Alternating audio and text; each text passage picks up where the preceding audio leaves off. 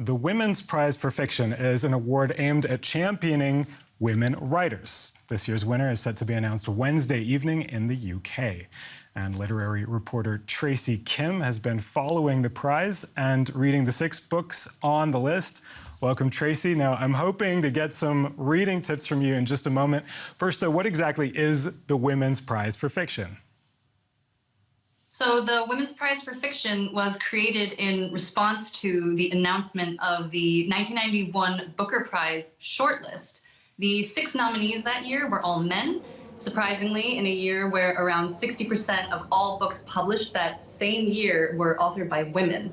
And so since its founding, the Women's Prize for Fiction has celebrated the creative achievements of all women and now includes trans women in their eligibility statement.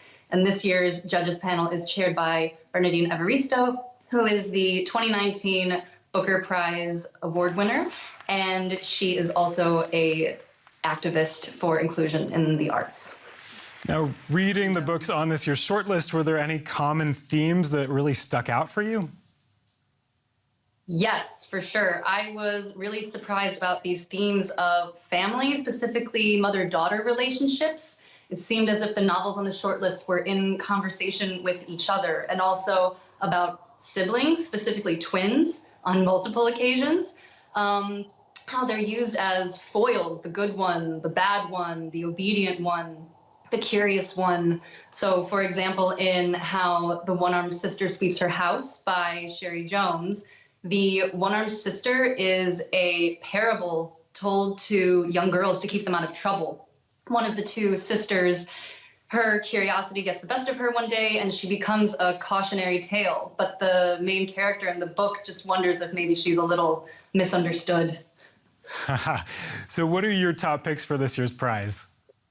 So aside from How the One-Armed Sister Sweeps Her House, which I just mentioned, Transcendent Kingdom and The Vanishing Half were 2 of my other favorites, both talking about family, identity, and the stories we're told to believe about ourselves. In The Vanishing Half by Britt Bennett, it's a pair of identical twins that are mixed race and living in the southern United States.